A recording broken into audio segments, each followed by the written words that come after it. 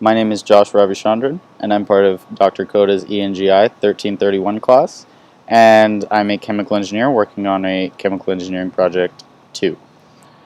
This problem, we're given a ammonia production process. What we're asked to do is take user inputs of fractional single pass conversion, the fraction of gas purged, and also the mole fraction of inert gas in the stream. Now, a little background on this process in case you're not familiar with chemical engineering. The ammonia production reaction is simply one N2 plus 3 H2s, hydrogens, will react to form 2 ammonias, which is NH3. And we use chemical engineering applications to solve this process and do mass balancing.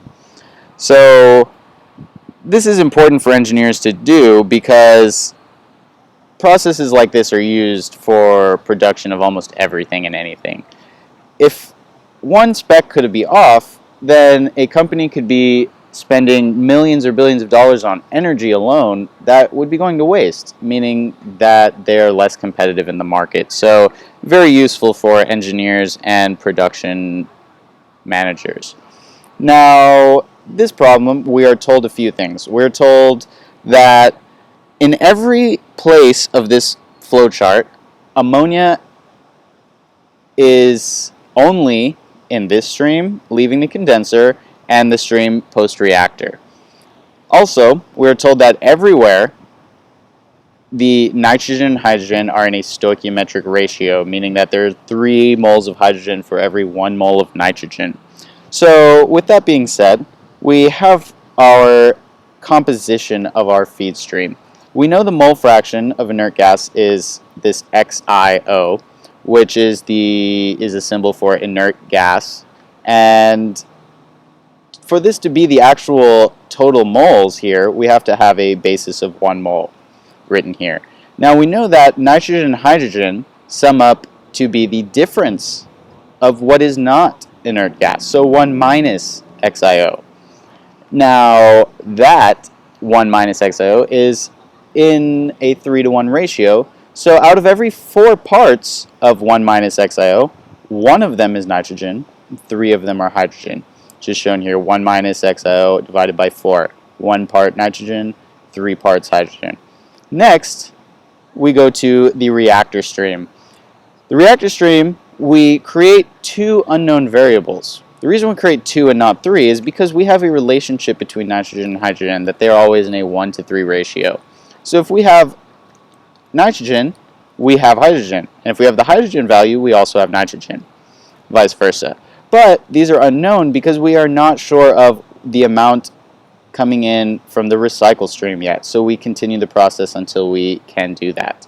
Next, in the reactor, we have a fractional conversion of nitrogen and hydrogen, which is FSP. So the stoichiometry was 2 ammonias. So for every mole of nitrogen, N1, multiplied by 2 times FSP, which is the moles of ammonia produced. Also, we have the leftover nitrogen and hydrogen, which did not react, which is 1 minus FSP times our N1 and 3N1. Inert gas did not react, so it stays the same as N2. Now, after the condenser, we have all of our ammonia becoming liquid, and our gas is not affected whatsoever. So the ammonia goes right here to the liquid stream, which is the same variables, and the condenser gases are also the same. Here we have a split point where some of this gas may get purged, meaning it's allowed to escape, and some of it gets recycled, going back into the reaction. That value is told to be YP, which is the fraction of this gas being purged. So if we multiply these by YP, we get our purge values. Also, 1 minus YP will be our recycle values. Now that we've solved for the recycle value, we are able to add our recycle stream to our fresh feed stream to solve for N1, keeping in mind that XI, YP, and FSP are all treated as known variables. Next, we take all of this relationships and we create an algebraic relationship between them in order to make a MATLAB code that can interpret this. So the points of interest to us are, one, the actual amount of ammonia produced, two, how many moles are going into the reactor, which is going to be a total of 4N1 plus N2. Also, we want to know how much is the overall conversion. So if I put in this much nitrogen, out of that nitrogen, how much is converting into ammonia versus how much is escaping in the purge? Overall conversion tells us basically our wastage. How much are we wasting versus reacting? So all this in mind, we create a MATLAB function, which I'm going to start with my function before I go to my script. This may seem a little complicated, but this is simply the tedious algebra involved when I combined my recycle stream, my feed stream, and I solved for 2FSP-N1 in terms of XIO, FSP, and YP. So this is simplified version. NR is the moles before the reactor, NP is ammonia produced, and FOV is the overall fractional conversion. Next, let's talk about my script. Here, I created a menu in order to allow the user to have the easiest way of deciphering what they would like to do. So here, I allowed the first three menu options to be what the user wants to turn into the plot. Basically, we're going to hold two of those three variables constant and make the other variable a plot against ammonia produced to see how they affect ammonia produced. Now, the way I started was asking the user to input FSP and YP since XI is the variable. Next, I check to make sure their values are between 0 and 1 since they are fractional values and cannot be less than 0 or greater than 1. Then I send those values to my ammonia function, except XIO is a variable here so that I can find a vector of NP, ammonia produced. Then I'm going to just simply plot X versus Y, which is the inert gas mole fraction plotted against ammonia produced with my grids and labels. Same thing I do here when YP is the variable, and when FSP is the variable, I simply move around where my variable vector goes. And my plot will always plot the same variables against NP. In case you're wondering what var is, it's every number between 0 and 1 and broken down into a 10,000th scale. Next, I allowed the user to do some more interesting things. If they would like to see the image of the flowchart, I included a way for them to click that and see exactly the process they're talking about. This is useful for engineers in case they would like to see a simplified flowchart rather than looking at pipes and tubes of a real process. Next, I gave a basic explanation of why I found certain variables to be maximized or minimized and how that's going to affect the ammonia production. Next, I allowed the user to have test cases, meaning they can input all three variables. Then I check to make sure that they're all within the allowed ranges and use the function to find those values. And it's going to output the moles of ammonia produced, the moles fed into the reactor, and the overall conversion, allowing the user to try different values. Let's go ahead and run this to see how it works. Here are three different options. First option, we're going to plot the mole fraction of ammonia. So I'm just going to put 0.2 arbitrarily, see how it affects it. Here we can see a plot, seeing that it's a linear trend and that as XIO gets greater, meaning as we have more inert gas in our fresh feed, we're going to get less and less ammonia produced. This is why minimizing the inert gas in the feed is a very useful way to maximize ammonia production. This menu allows us to try it again. If I want to try the same plot with different numbers, let's try 0.5 now. We can see how those numbers affected our plots. And we can see that our overall max value of ammonia produced is increased now. Next, let's try two more ones, which are fraction of gas purged, YP, and we'll do FSP next. So let's try 0.2 again for both. And here we have a curve, seeing that as fractional conversion approaches zero, as the fraction of moles purged approaches zero, we're getting the most ammonia produced. So as we approach zero, meaning that we are not purging any nitrogen, hydrogen, or inert gas, we're going to get the most ammonia production. We cannot actually have this value at zero because it would cause inert gas to accumulate in the system. Next, we're going to plot single pass conversion against ammonia produced. Let's try 0.2 again. Here we can see another curve that at about 0.5 to 0.6 begins to straighten out, meaning the rate of change is greater between 0 and 0.5 than between 0.5 and 1. So ideally, fractional conversion should be 1, but if it's anywhere between 0.5 and 1, that'll do, because the gain achieved from that increase is not very drastic. So if we only had a fixed budget, I wouldn't put my money to make this more than 0.5. Next, let's see what else my menu can do. We have our calculations and flowchart. In case you were confused about how this was working or why some of these graphs are curves, you can see this, and it allows engineers to be able to interpret the code and also interpret the algebra and also the process itself.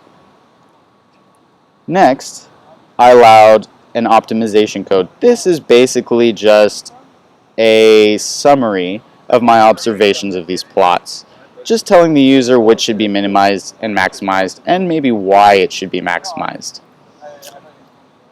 Next, lost my menu. Next, let's see the test case check. This allows us to put in all the values that we want, and it will display the ammonia produced, total moles fed to the reactor, and the overall fractional conversion. Ideally, we want ammonia produced and fractional conversion to be as high as possible, but the total moles fed into the reactor is a little different. It would be ideal if we fed more moles to the reactor, but this is independent of ammonia produced. This has inert gas in it, and the concentration of inert gas also affects total moles fed to the reactor. If we fed 100 moles to the reactor, but most of it was inert gas, that would be useless to us. So this is our code describing how we plotted and interpreted our ammonia production plant. Next, we're going to talk about the cooling cost. Wrote a function here which takes our specific heats, initial final temperature, cooling cost, and our dT, the difference in temperature, to calculate the actual energy consumption of cooling our gases all the way down from 450 degrees Celsius to minus 20 degrees Celsius. So here we use Cp delta T, which is specific heat times mass times the change in temperature. So we have change in temperature times the moles of our specific components times our specific heat and times 1,000 because we wanted to convert our user input of kilomoles per hour into moles per hour. This gives us a value that is in joules per hour. Then we sum up all the values of our energy costs and convert it from joules into megajoules. The reason for this is because our energy is sold to us in units of megajoules. So when we multiply our energy by our cooling cost, which is dollars per megajoule, we will get a cost in dollars per hour of running this machine. So let's try this part out.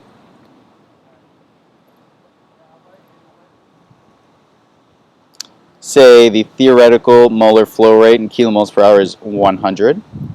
And the fraction of gas purged, we said, should be minimized. So we're going to make that 1.1. Fraction of inert gas in the feed stream should also be minimized. So let's say the lowest we can cheaply get this to is 0.2. The fractional conversion we said would be acceptable between 0.5 and 0.10, so we'll say it's 0.6. And it tells us that we will produce 150 kilomoles per hour of ammonia at a cost of $195,667 per hour. This is a very high cost, but remember that this is also a very large amount of ammonia, and this cost can be played with and adjusted so that we can optimize our cost as well as our production of ammonia. Created a loop in our function that allows the user to try this as many times as they like in order to optimize this the best that they can. So my code does have some limitations to it. One of those being the assumption that nitrogen and hydrogen are always in stoichiometric proportion to each other. Also, that our variables are specifically what we are told they are.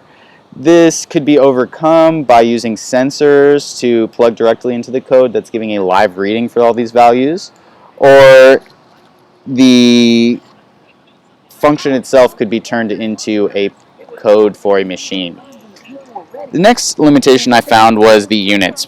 I made my units in SI units, which are metric, using joules and gram moles for all my calculations.